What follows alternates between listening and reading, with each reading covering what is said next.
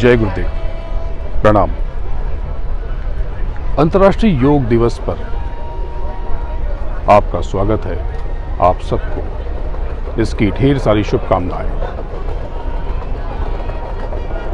सद्गुरु परम पूज्य बाबा जय गुरुदेव जी महाराज के संदेशों के बीज पूरे जगत में बोते हुए, डालते हुए, बीजारोपण करते हुए आज मैं इटली के वेनेटो प्रांत की राजधानी वेनिस में, वेनिस जलमग्न शहर, बड़ा खूबसूरत शहर है ये, बहुत सुंदर जगह है ये, बहुत कुछ काशी के करीब है। बनारस, अगर आपने बनारस देखा होगा तो समझ लीजिए कि आपने आधा वेनिस भी देखा। पतली पतली संकरी गलियां, पत्थर की पुरानी इमारतें, मिलती जुलती वास्तुशिल्प की कसीदाकारी काफी करीब है। आज योग दिवस है।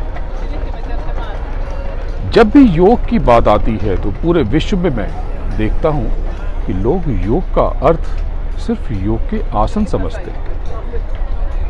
ये बहुत बड़ी भूल है। योग का अर्थ योगासन ही हरगिज नहीं है। योग के आसन और पतंजलि के योग के सूत्र योग का थोड़ा सा हिस्सा है। योग तो इससे बहुत ऊपर है, बहुत विराट है, विशाल है, असीम है। योग के आसनों की रचना हुई क्यों? कभी आपने सोचा? क्या ये देह के लिए थी? क्या ये शरीर के लिए है?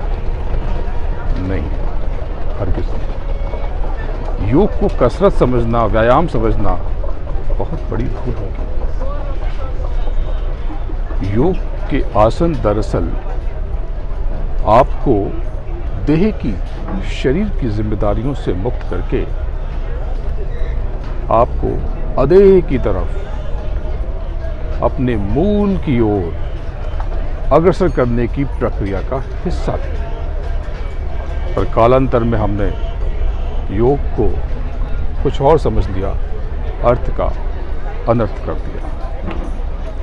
पतंजलि ने जो सूत्र दिए थे प्राणायाम के, प्राणायाम समझा कभी आपने? प्राणायाम यानी प्राण के आयाम। बहुत लोगों को प्राण ही पता नहीं। लोग प्राण का मतलब आत्मा समझ लेते हैं या कुछ और समझ लेते हैं। प्राण दरअसल इस जीवन को चलाए रखने की प्रक्रिया का हिस्सा है। शरीर में एक प्राण नहीं होते, शरीर में 10 प्राण होते। 5 प्राण नीचे के और 5 प्राण ऊपर के। गुरु महाराज ने पहले के सत्संग में इस बात का विधिवत वर्णन किया है। नीचे के 5 प्राण, प्राण, अपान, व्यान, गुदान, समान, और ऊपर के 5 प्राण, कूर्म, क्रीकल, शेष, देवदत्त और धनंजय। इन 10 प्राण को हमें साध कर जीवन में आगे बढ़ना पड़ेगा।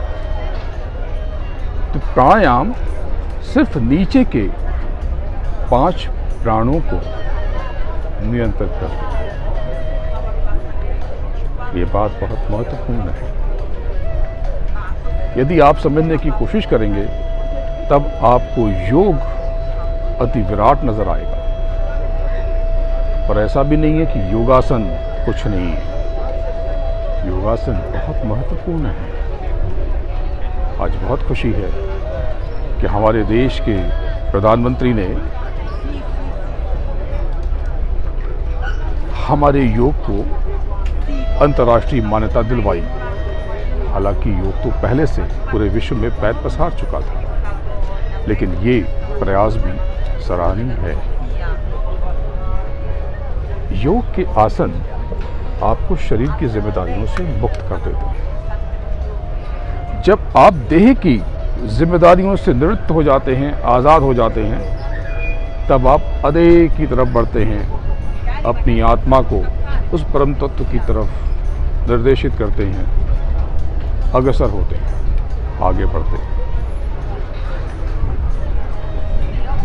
देह से अदेह को अलग कर देना ही योग है, यानी देह से अदेह को अलग कर उस परम तत्व में समा जाना ही योग है। योग का अर्थ है जोड़ना और जुड़ना। बहुत सारे सूत्र हैं, लेकिन गुरु महाराज ने दो मुख्य पद्धति बताई, ध्यान और भजन। ध्यान का अर्थ है देखना और भजन का अर्थ गाना गाना नहीं।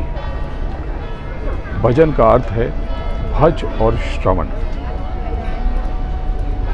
आज के योग दिवस पर हमने अगर स्वयं को एक बिंदु पर केंद्रित करके सद्गुरु की दया और मेहर लेकर ध्यान और भजन की यात्रा में उतरकर यदि थोड़ा प्रयास कर लिया, उस परम चेतना से खुद को जोड़ने, उससे जुड़ने की थोड़ी सी कोशिश कर ली, तो आज का ये दिन सार्थक हो जाएगा। आज मेरी यात्रा का ये 62वां दिन है। 62 दिन से मैं दुनिया की धूल फाँक रहा हूँ, यहाँ पे गुरु महाराज के आध्यात्म के सूत्रों का बीजारोपण कर रहा हूँ।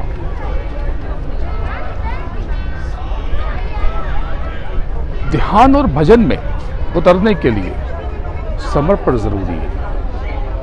बिना समर्पित हुए आप मूल तत्व को कभी भी जान न पाएंगे, पहचान न पाएंगे, उसको कभी छू न पाएंगे, वहाँ तक कभी पहुँच न पाएंगे। ज़रूरी है कि समर्पित होकर पूरी कशिश के साथ, शिद्दत के साथ उस परम चेतना से गुहार लगाकर, प्रार्थना करके, निवेदन करके, सद्गुरु का वंदन करके अंतर यात्रा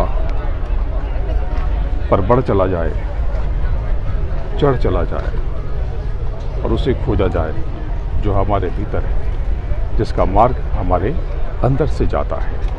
खोजरी पिया को निज घट में, जो तुम पिया से मिलना चाहो, भटको जग में, खोजरी पिया को निज घट में। आप सबको और आपकी जीवात्मा को प्रणाम करता हूँ। गुरु महाराज के चरणों में आप सबके कल्याण के लिए प्रार्थना करता हूँ, गुहार लगाता हूँ, निवेदन करता हूँ। आप सबको पुनः पुनः अंतर्राष्ट्रीय योग दिवस की शुभकामनाएं। प्रणाम। जय हिंद।